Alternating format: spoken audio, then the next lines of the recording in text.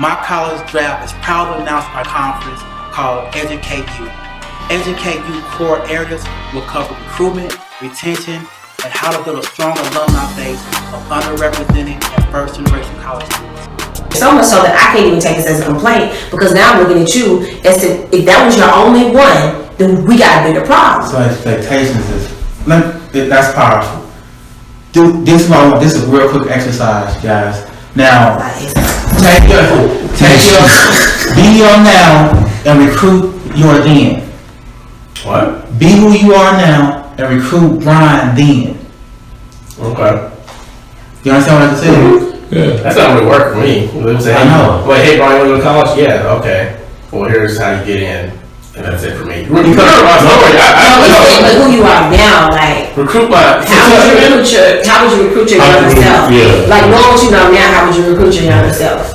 You said because remember we care now, right? And okay. So you care now. I'm saying recruit your then. Somebody else go first. Let me see it. I would say mine is not going to change from what I do with anybody else sitting across the table. Like, what is your passion? What do you want to do? Also, the other thing that I also bring up with people when I talk to them, and like I have no clue about what I'm going to do. I say, okay, what do your parents do? What has been passed down in your family that they do, right? Or what gift or talent have you inherited from your bloodline, right? So for me, when I went to college, I went for engineering first, right? Until Cal 2 happened, and then that destroyed everything. But I was also doing art on the side to get a scholarship to go, right? And I've been doing art my entire life, right? I get that from my mom, right? That comes from that side of the family. The other thing that comes to me fairly easy is business. I get that from my father, right? So both of those things are very, very prevalent in my life and what I do and that kind of thing. So I think it goes back to what are you passionate about? Like what do you want?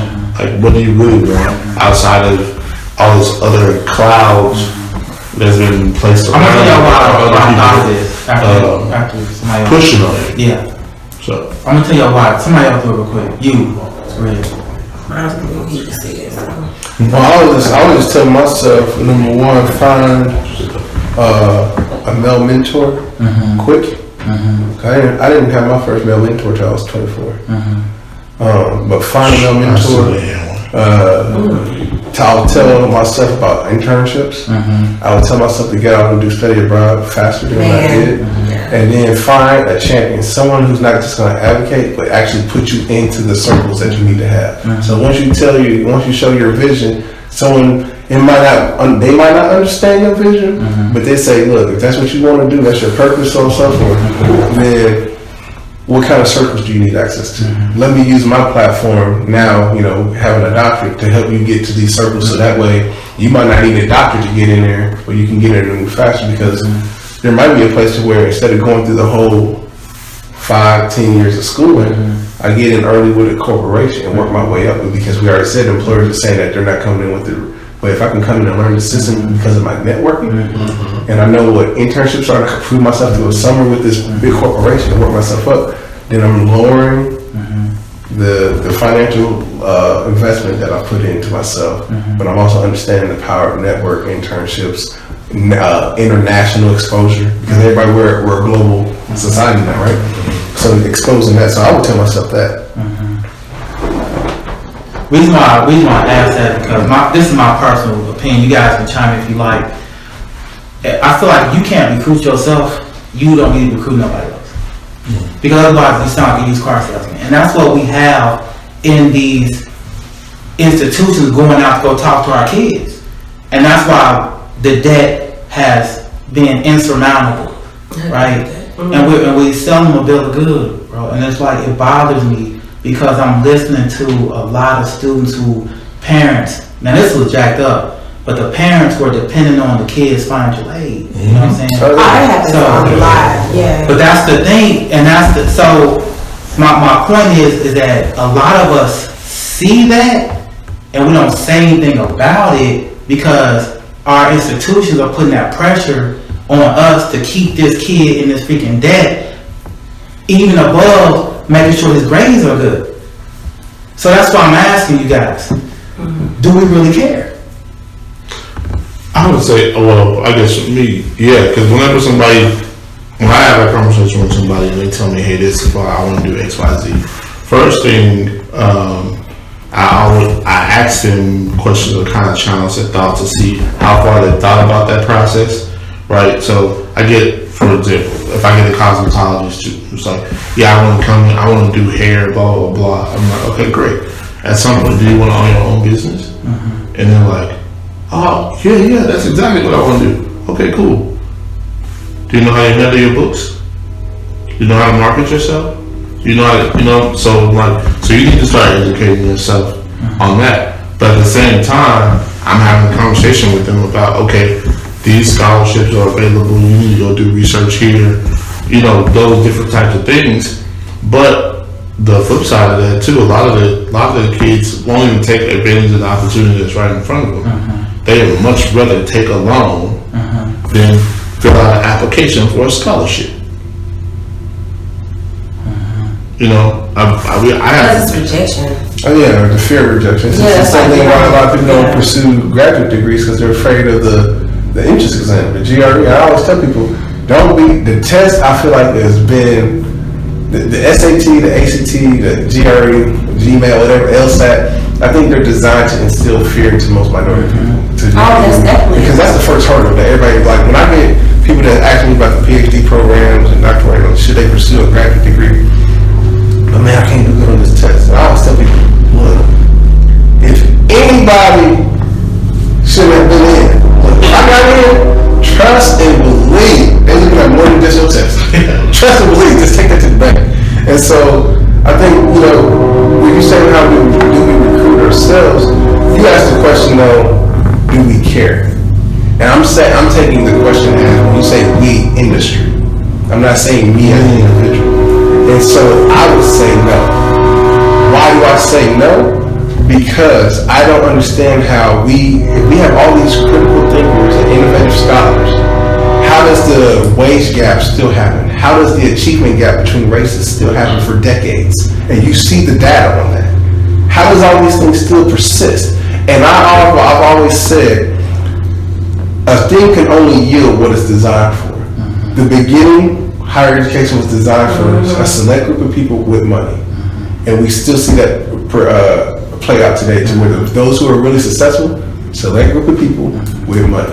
So it yields what it's designed for. And so when you see that, because I did the thing where I put the industry of higher education on trial, which is pretty much saying, let's look at if he was guilty.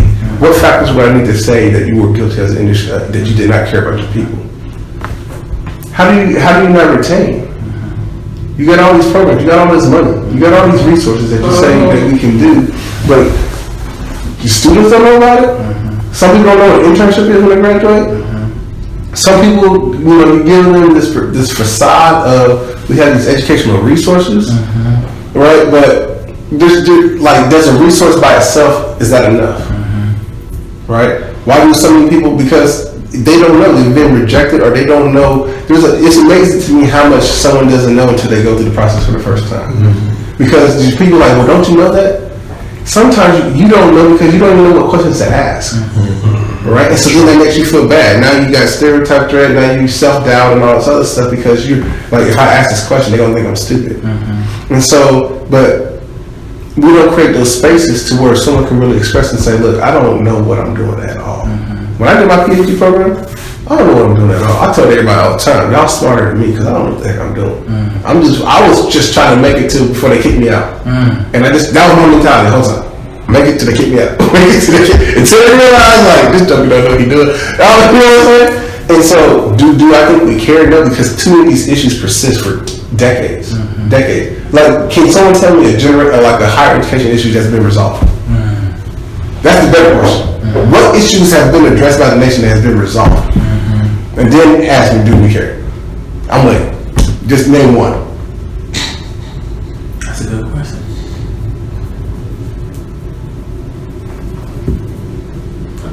That's all I'm saying. That's all I'm saying. Student related, no. Yeah, not student related. Is it, are you still talking about recruiting your own self or? Well, I missed it.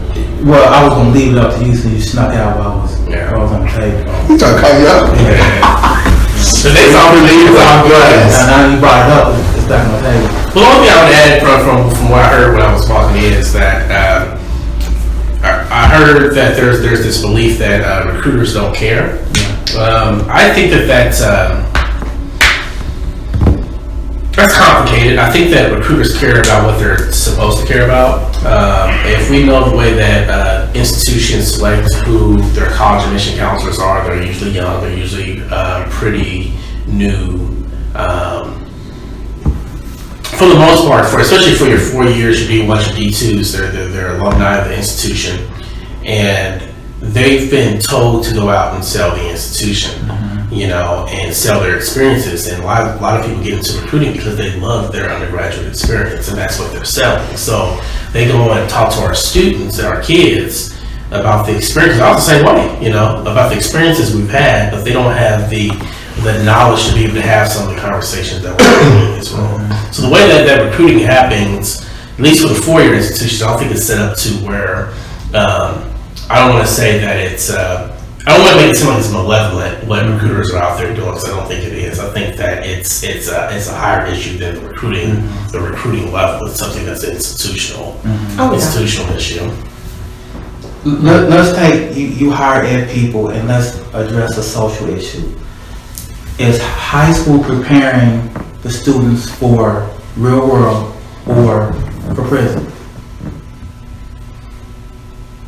What do you think I about don't think it's preparing people for prison, but there was a paper out a while back that said higher education as an industry is the last one to adapt to societal changes and needs. Which is funny because we're the ones who's supposed to educate the leaders for tomorrow, but we're the last ones to adapt to the changes. Create knowledge and all that stuff is supposed to be And so, I don't think we're preparing students for prison, but I do think we're preparing students. Just for clarification, when you're talking about high schools, you're not talking about higher education. I'm taking High you guys. school, we're talking about the yeah. pipeline. Oh, school. Pipeline to Okay. prison. Yeah. All right. So, I would say yes. Yes, they are we're preparing high school students. students. Preparing high school students to go to prison, or be an employee for somebody, not to be a free thinker. There's a lot of schools nowadays, they have a uniform, right? Just like a prison has a uniform. So they're stripping away your individual personality, everything is being stripped away from that. Prisons run off of bill systems, so do schools, right? Everyone eats at the same time, everybody goes outside at the same time, comes in at the same time. It's the same thing that happens in your high school system. They try to remove any thought or threat or anybody pushing the barrier or going off track. It's the same thing, right? Even if you go all the way down to elementary schools, right? If you see people walking through prison, if you're moving prisoners, what are they moving? A straight line. What do they do with little kids? You put them in a straight line and move them down the hallway. I mean, I think all of that stuff is subconsciously preparing kids for that, right? So we don't push the envelope. You take away all of what my personality would be by putting me in the same thing that everybody else has on. So now you can condition us all to operate and function in the same way. Well, I'm sorry. I was gonna say that's an interesting argument. I hadn't heard it from that perspective, from the physical elements, because when I think about uniform, I think about an attempt to try to decrease the socioeconomic status differences in order to help maintain some sort of, because that's such a big deal with students. In addition, when I think about lines, I think about an attempt at discipline and managing, unfortunately, oversized classrooms. I don't know, I guess when I'm thinking about, I think about these kinds of elements, and when I think about the high school pipeline to prison, I think more about the fact that oftentimes go back to in elementary school, oftentimes there are times when a student does something behavior-wise, and the punishment far outweighs whatever it is that they did. Almost like, and it continues. This person is labeled a troublemaker, and then we look at the disproportionate number of minority men that are expelled for things that are similar to their white counterpart, and the white counterpart gets a slap on the hand or whatever. These students are suspended and expelled. Time out of school leaves us spare time in the day. Spare time in the day leaves me an idle mind. An idle mind leaves me to I'm engaging in the streets now. And so when I think about the high school pipeline and prison now, like I said, I never thought about it from these physical elements as well. I look at more of the fact that the way that we punish our children oftentimes looks like sending them to juvenile in junior high for something that they probably shouldn't be sent into juvenile for. And then that continues because you're a troublemaker. And so because you're a troublemaker and I expect trouble out of you, you're going to now give me trouble because the expectation there is, that's my expectation of you now. And because you're a troublemaker, I don't talk to you about your academic work. I don't talk to you, I put you in special education classes because you had trouble over here one time in class. I put you in special education class. You don't get to go to college. I have students, I work with the pipeline program, right? And basically, I have students that come and they've never written an essay. They were told that they were dumb. They weren't college material. They were never even, no one ever talked to them about what they were going to do after high school. No one, and when they tell me, I had a student that spent her whole life in special education, and she came work with us, and she passed out her mediation. She graduated as a nurse. She's a nurse right now. But what I'm saying is that, to me, that pipeline starts very young through things like the way that they deal with our kids in comparison to other populations. And so I definitely believe that they're preparing them to go to prison, but I think it starts with that psychological belief that that's what they can do well. Mm-hmm. You get in trouble well. What was the question? The pipeline of prison. Are you preparing high school students to for their future, say in the real world? When you say we, are we talking society? High schools. Or schools. Would it be just the school system? Because it does even on the side of say preparing them for the real world. When we say them, though, we're talking about minority students. Minority students, period. I think that was I talked about students, period. Yeah. Right now, I have students that are in college that come to me and they don't know how to pay a bill. They don't know how to fill out an envelope. They've never written a check before. Like the basic stuff that they need to be able to do to function, to make money or even pay a bill, they don't even know. You know what the thing about it though is, I had this conversation with my mother before about, because there's always this thing about the practical skills that you learn mm-hmm. in high school and middle school. Mm-hmm. And she told me they weren't doing that stuff back then either. Mm-hmm. You know, that's never been a part of the curriculum. That's the stuff that you used to learn at home. Mm-hmm. You know, and I think that, and that's why I think it's a little bit more nuanced than that. Your example about the uniforms and the straight lines of things, you know, St. Teresa's and some of these other. Some of the most expensive schools, private schools in my area. That's the way that they dress. They have uniforms. They walk in straight lines. They have bells, and they have to eat when they have to eat. You know, so I think it's more than now. What separates them from our kids in our schools, I think, is some of these societal factors that you pointed out. I think that there's not enough representation in our school systems that look like us. You have students and a lot of this is a policy I think that was meant for good, but it actually ended up being bad, where you have teachers that are going to these inner cities trying to get loans forgiven, and they don't have the same commitment to those communities or cultural background to even know how to understand the student. And so they're like, I'm here for my 5 years and I'm out. You know, and so that's when you start getting those comments and students not being challenged to do better and to really achieve, is because there's no incentive for them to serve those communities. And then on top of that, the school just don't have any money. No money doesn't solve everything. I have a friend who's a teacher, and they are they teach college level calculus and some other thing. 40-something students in their class. 40-something students in class. My university for our recitation classes, and these are adults. Yeah. They don't have classes that big. Yeah. You know, so it's like, what are you supposed to do with that? How are you supposed to teach each of these students when you're trying to teach complicated material and over 40 some with their hormones raising, they're trying to be, you know, they're high school kids or kids, right? So it's like the thing that sets up students for failure, I think, is more nuanced, and I think it's more systemic than just the I don't know. I guess I'm agreeing with you, but not for the reasons that you're. I would say, so, you know, I think people need to look at some of your first billionaires and stuff, and J.D. Rockefeller is on record for stating, I don't need thinkers, I need workers. And so we are, or maybe it was Henry Ford, I was one of those two. I got all my quotes messed up today. There's one of them, I think they but it leads to the thing of, I don't necessarily agree with I think if you're looking at, that's why I asked about what students are we talking about. When we look at minority students, yes, there's a disproportionate representation of especially minority Hispanic and African American males that's in the prison. You know, we make up 13% of the population. We're of America, but we're 72% or something like that of the jailhouse of our population. But I do, to kind of go off what David's saying, I do think the system is designed for you. I think, you know, I always ask people, what is the purpose of high school?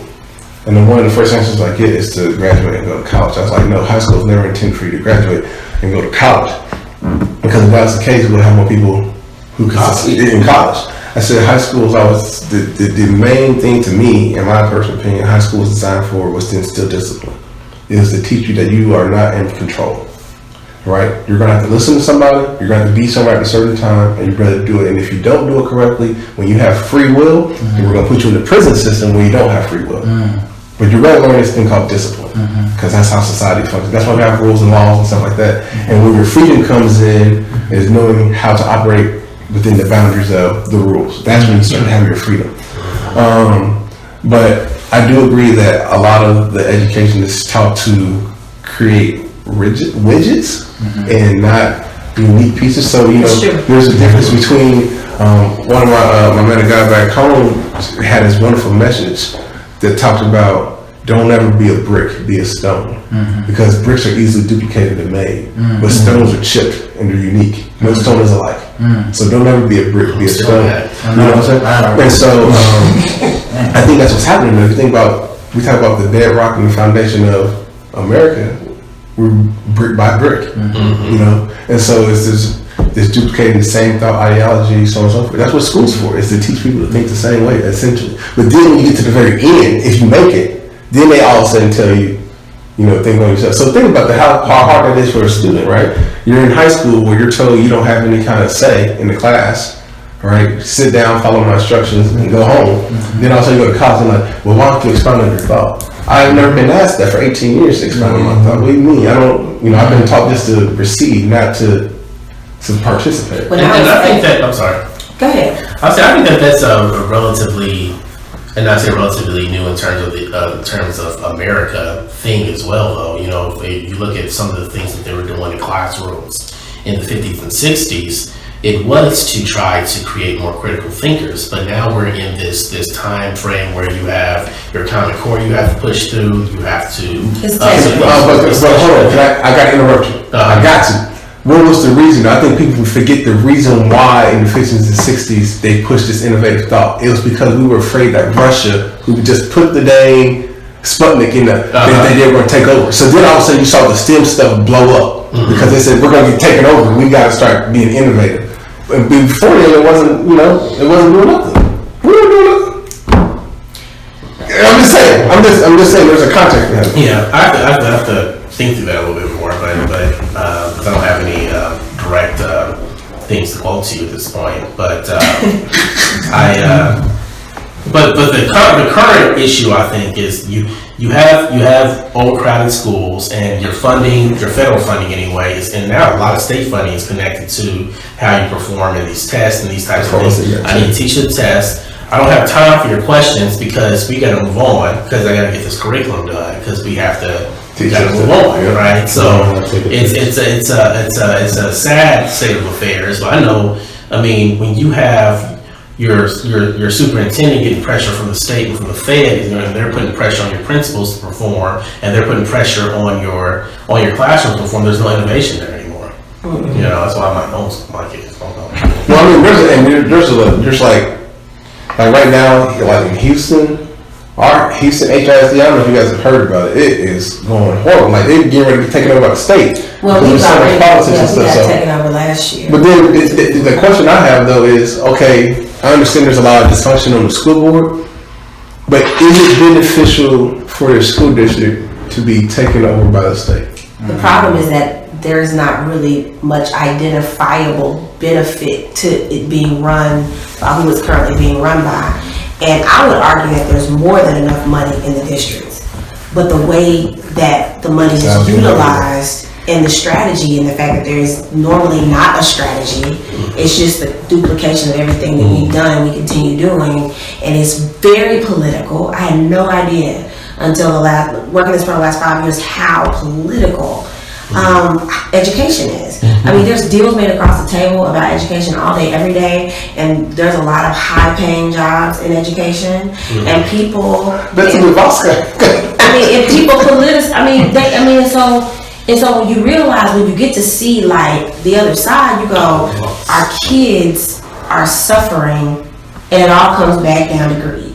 I mean, at the end of the day, it all comes back to greed. Because it's about money. Because if you're right, listen, it doesn't take a whole lot of money to create creativity in a classroom space. It really doesn't. To challenge a kid to be, to think or to just validate their ideas, to push them to take them further. It doesn't take a lot of money, but it does take a different approach at the top, and it does take a different type of pressure, right, to move from a test, to how do you teach these students to innovate and create. And you've seen it done in schools, a lot of the private schools. You've seen it done. That's what I was gonna say. The private schools don't have that pressure to keep on conforming, Exactly. So that's why they perform better. And you've seen it done in charter schools. You've seen it done, Montessori schools. You've seen it. You see it happen, so you know it can happen. But we use the excuse of having a population, well, we have too many students in a public school to do it. No. The system is broken. But it's not really broken, right? Because it's broken for us and our kids. It's not broken for the system that has it in place. Because there's a lot of money, once again, back to money being made on the work that comes from prisoners. There's a lot of money in that. I mean, it's business and enterprise, and we build prisons left and right. You know what I'm saying? We privatize prisons, so we figured that out, right? So it's broken for us, but it's not broken for them. You see what I'm saying? We're probably do Ava DuVernay's 13. Man, did you see a documentary about that, right? Yeah. So, I mean, there's been a lot of documentary about that. But Notes from the Field. Did you all see Notes from the Field? I didn't see that. Is that on Netflix too? It's on HBO. I don't know if that's on Netflix yet because it came out last year. But it's called Notes from the Field, and it's interesting. That's all. That's about the pipeline that we created in society to prison. I think one way to remedy that though, that's really missing is our curriculum. I think it's a key, and we don't spend enough time talking about that. And why do I say that's the key? Is because that's when you challenge people. But that's where a kid sees themselves. And one of the consistent arguments in education, high school, whatever the case may be, is I don't see my contribution. You're not telling me the full story. So I go back to Hidden Figures. Before that movie came out, there were history people who were teaching history classes who didn't know that these black women were influential in getting people up in this space. So then if my black daughter goes to your class and she knew that ahead of time and tells you this, there becomes now this conundrum with the child, which is this. I've been taught by society to always trust my parents, but then my teachers as well, because they're supposed to be the ones to give me knowledge. What do I do now when there's a disconnect? and I spent 8 hours a day with the teacher who's supposed to be giving me this knowledge, but they're only giving me the knowledge from a certain perspective. But I'm too young to understand that there's a large swath of my ethnic contribution to this material. They say in the end the strong survive. These hurdles I'm facing are